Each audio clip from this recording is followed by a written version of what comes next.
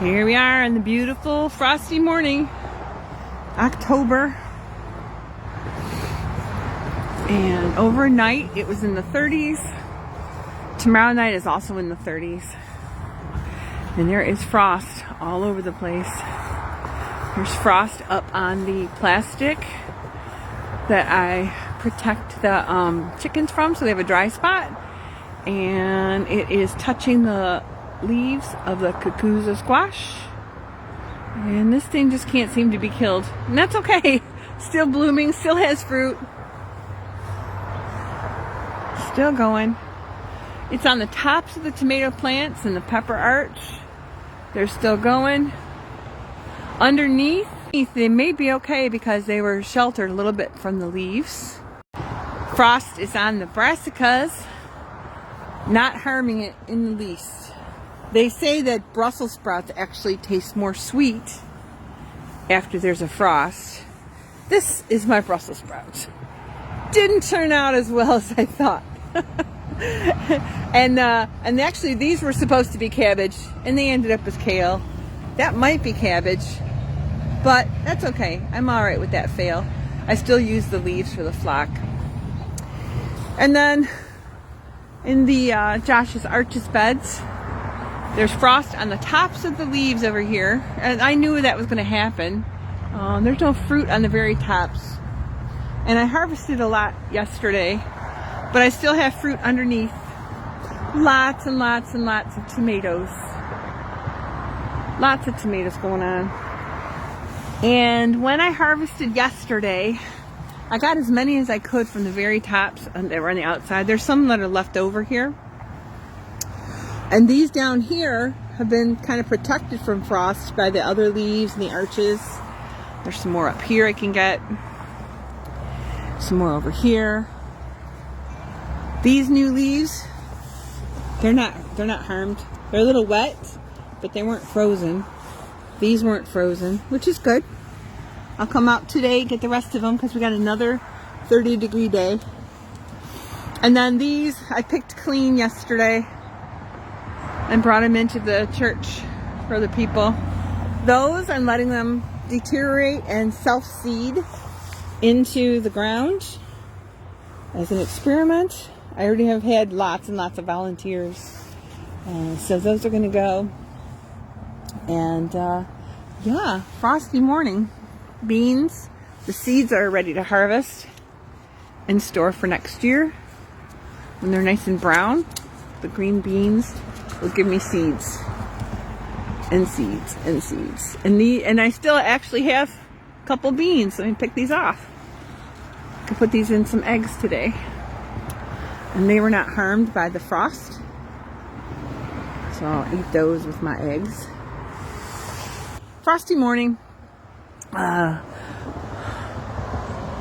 one of the ways to beat frost is to make sure the plants are watered well the day before or the day of. Make sure they're watered really well.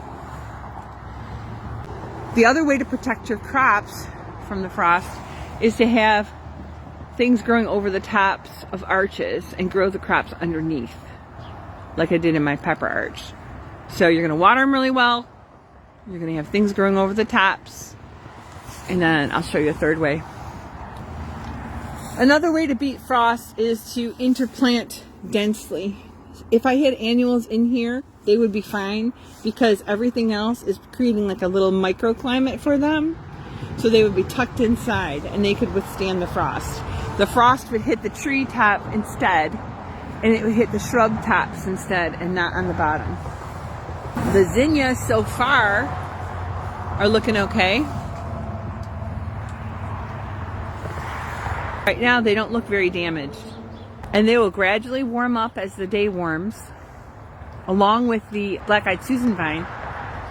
And you can see that they have a mass of vegetation near them that will actually keep them a little bit warmer than freezing. And they're in like a little pocket area up against the fence and up against the Cucuzza. So they're going to last a little bit longer. Now, if these zinnias were right out in the open, the frost would have touched them. then when the sun comes up, they would have kind of melted the leaves away. These will probably be fine. I'll check on them later on today. Beautiful morning. It is frosty, but it's a beautiful morning. Let's see. There, now you can see the frost on the grass. Very clear. When it's not breezy, the frost has a chance to settle. If this wasn't frost, it could be freezing fog that would do the same things. Peach trees unaffected.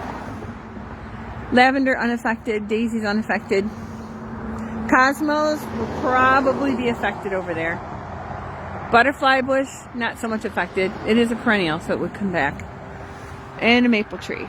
And again, one of the ways to beat frost and protect your crops a little bit longer is to densely plant. Densely plant. Because you're relying on the mass of the vegetation to provide warmth. And you're also relying on the taller vegetation to take most of the frost hit.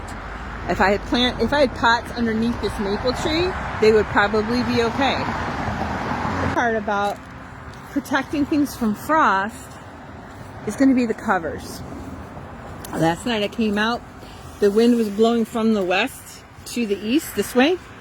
So I made sure I had my cover on to protect from the cold wind. But now it's protecting the peppers inside. And before it gets warm in there, I will take this cover off so they don't have extreme changes in heat. But the frost cloth has frost on it. That's what it's made for. And over here is the same thing. Over on the east side is the same thing. The frost cloth did its job. The frost is on the frost cloth and not on the plants. And again, I have some peppers on this side. Yeah, I have some pepper leaves right here. They may not make it because they're touching the frost cloth, but that's okay. I'll cut them off and they'll still grow okay once it gets warmer. Let's look at them underneath. I didn't close it all the way up. The wind wasn't coming this way. But you can see the leaves, I still have blossoms on peppers, and the leaves were not affected. They're a little droopy because I didn't water over that way. I watered over here. But they're still growing, and as long as they're going to grow, I'm fine. There's pepper right there. Right down in the middle of the screen. Jalapeno. So one, water the day of, before it's going to be frosty, the nights. When I watered the raised bed, the soil starts basically decomposing and getting warmer as it's growing things underneath it. 2, planting groups. I have lots of alyssum in here. I have basil in here. I have snapdragons in here. They are keeping the soil warm. Okay, so we're going to water, we're going to densely plant, and we're also going to cover. And it's very important when you use your covers that you take them off or vent them well so it doesn't get too hot underneath. This I could probably leave up all day, but I think I'm going to take like this corner off here. And it's kind of damaged. It's been out here. I left it out here all season instead of putting it away. But I can take this. I'm not going to lift it all the way, just partially. Enough that it doesn't get too hot underneath when the sun actually starts beating on it. You see? There you go. And I could just leave this tent up. They'll still get sunshine. They'll get radiated heat through the frost cloth. It will warm up underneath there. They'll get sunshine on the other side as well. Frosty mornings. And people say, well, why do you keep growing even after frost? Well, do you still like peppers? I do. Do you still like tomatoes? I do. I don't know if these tomatoes are going to make it, but I did try to keep the fruit itself. I have a couple that are up top, but I tried to keep the fruit a little bit lower so the frost will hit the tops of the tomatoes, tops of the tomato leaves and vines. But they're still going to grow. And then when I'm ready, I'll come and harvest them.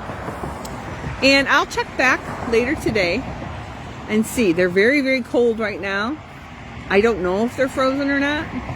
But when the sun starts shining, I will be able to tell whether they froze by the way they feel and the way they look. So I'll check back later. So there you go. Frosty, frosty mornings. And a little bit about how to protect from frost. In the comments below, let me know how your garden did after the frost and what you do to protect it. And if you could use some help, let me know. And if you got something from this video, please like, comment, and share with your friends and subscribe for more tips.